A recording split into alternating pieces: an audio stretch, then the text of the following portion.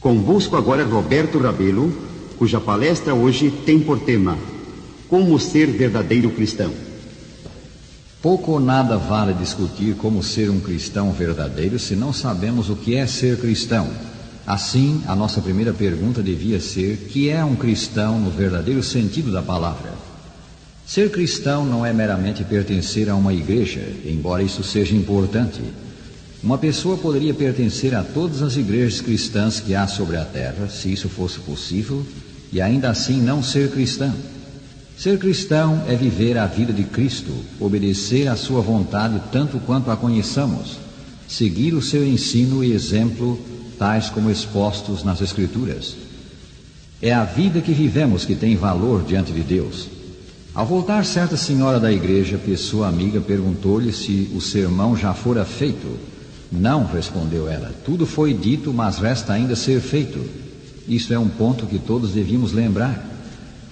Podemos ser cristãos verdadeiros somente quando mantemos vital ligação com Cristo. Isto é obra do Espírito Santo, pois lemos: em um só Espírito todos nós fomos batizados em um corpo. 1 Coríntios 12, versículo 13. O corpo aqui mencionado é o místico corpo de Cristo, o seu corpo espiritual. Desta obra do Espírito Santo, após o Pentecoste, lemos: e crescia mais e mais a multidão de crentes, tanto homens como mulheres, agregados ao Senhor. Atos 5, versículo 14. Os verdadeiros crentes são agregados ao Senhor mesmo, pertencem a Ele, são parte do seu corpo espiritual na terra, a igreja. Jesus diz: vinde a mim, aprendei de mim, vinde após mim, permanecei em mim. Permanecer em Cristo, depois de havermos vindo a Ele, é o segredo do êxito da vida cristã. Devemos ir a Ele, aprender dele e dispor-nos a segui-lo, antes de podermos permanecer nele. Já deste esses passos, rádio ouvinte? Em primeiro lugar, já vieste a Jesus. Ele insta: vinde a mim. A sua palavra a ti é: aceita-me como teu Redentor, teu Salvador, que te livra da culpa e condenação do pecado. Faz isto agora. Esta é uma bênção que podes ter agora. E vir a Cristo é um passo que deves dar agora. Não necessitas esperar a oportunidade futura. Cristo te quer livrar da culpa neste momento. E no futuro livrar-te-á dos efeitos do pecado, como declara São Paulo. Nós que temos as primícias do Espírito, igualmente gememos em nosso íntimo, aguardando a adoção de filhos, a redenção do nosso corpo. Romanos 8, 23. A redenção do corpo, o livramento dos efeitos do pecado, virá no fim, quando Jesus voltar. O Senhor não só convida-nos a ir a Ele, mas também a aprender dele, da sua mansidão, da sua justiça, da sua pureza. São Pedro escreveu: crescei na graça e no conhecimento de nosso Senhor e Salvador Jesus Cristo. 2 São Pedro 3, 18. Dia após dia, ao abrirmos e lermos as Escrituras, ao orarmos a Deus, ao nos desempenharmos em nossas tarefas no lar, no trabalho, devemos aprender de Jesus. Devemos aprender como enfrentar os problemas da vida, como ser mansos, bondosos, embora por natureza sejamos o oposto. Devemos aprender como ser amáveis, compreensivos. Cada dia devemos crescer na graça e conhecimento de Cristo. Então andaremos como Ele, como Enoque andou na antiguidade. Jesus diz: vinde a mim, aprendei de mim, e então vinde após mim. Ele é o bom pastor. Esse nome, bom pastor, Ele deu a si mesmo, e quão maravilhoso é Ele. Jesus vai adiante de nós e devemos segui-lo. Devemos andar na luz de Cristo. A Escritura fala de andarmos na luz como Ele está na luz. Lemos ainda: porquanto para isto mesmo fostes chamados, pois que também Cristo sofreu em vosso lugar, deixando-vos exemplo para seguirdes os seus passos, o qual não cometeu pecado, nem dolo algum se achou em sua boca. 1 São Pedro 2, 21 e 22. Devemos seguir a Cristo não só no que fazemos, mas também no que dizemos. O cristão deve ser cuidadoso com suas palavras, como é cuidadoso com seus atos. Ao acordar de manhã, um alpinista disse ao seu guia: alguém passou por aqui durante a noite. O experimentado guia respondeu: não apenas uma pessoa, mas 20.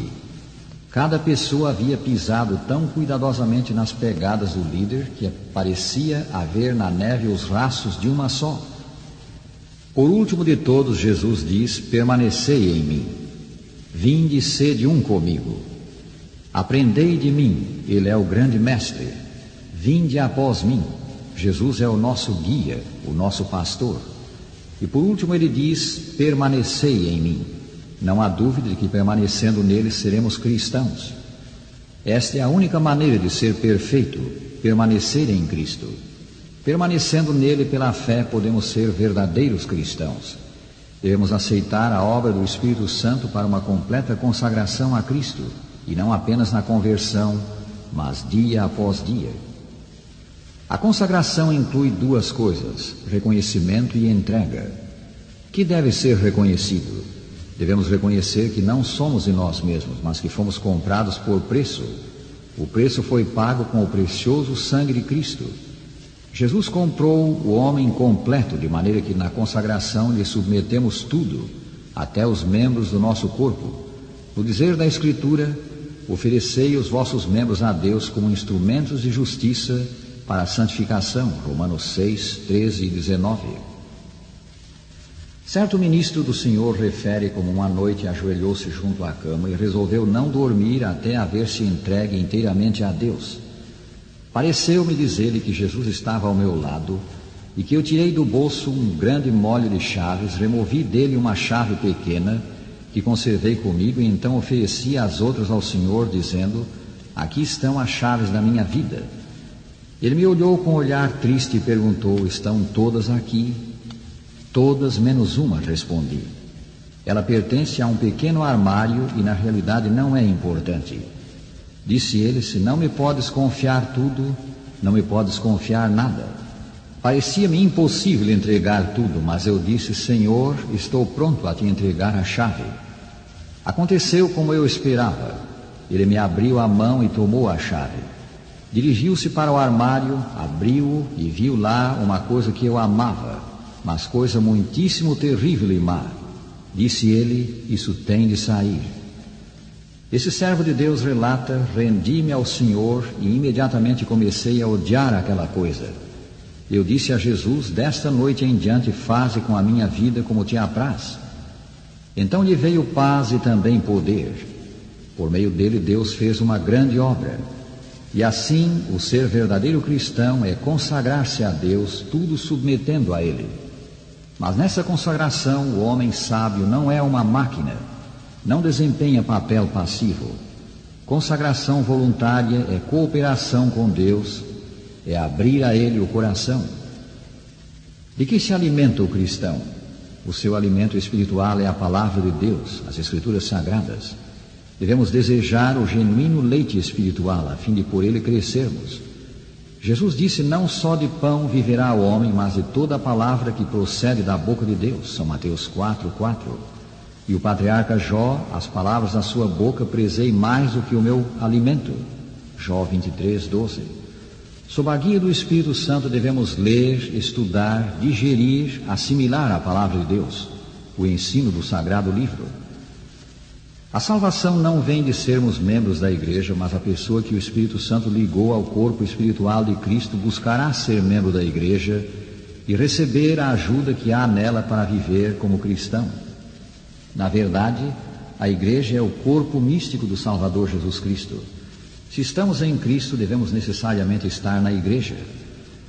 A igreja de Cristo na terra não é uma assembleia de santos, santos no sentido de gente perfeita. A igreja militante não é ainda a igreja triunfante. Os que esperam ver perfeição nela experimentarão desapontamento. A igreja é um corpo de homens e mulheres como vós e eu, mas que ligados ao Salvador e corroborados pelo seu poder, esforçam-se por alcançar perfeição. Necessitamos da associação com essas pessoas que amam a Cristo. Necessitamos de nos animar uns aos outros. E necessitamos de trabalhar juntos como o exército espiritual do Senhor. Qual é o melhor lugar para ser um cristão? Justamente onde estamos. Quando? Hoje. Agora. Devemos ser cristãos verdadeiros não só por nossa própria causa, mas também para ajudar a revelar ao mundo o amor de Cristo e o seu poder salvador. Disse que os perfumistas trabalham constantemente para produzir uma fragrância permanente, e disse que a fragrância do jasmim é de todas a mais duradoura. Em Luxor, no Egito, um arqueólogo encontrou a tumba de uma princesa sepultada há milhares de anos, e junto do caixão um vaso em que haviam sido postos jasmins, evidentemente para que a princesa, segundo a crença dos egípcios, pudesse gozar o aroma do jasmim através dos séculos. Apesar de o vaso estar quebrado, o cheiro daquela flor ainda era perceptível. Mais duradoura que a fragrância do jasmim é a que vem da rosa de Saron, o Salvador Jesus Cristo. Habita Ele em ti, rádio ouvinte? Se é que sim, então és um cristão verdadeiro.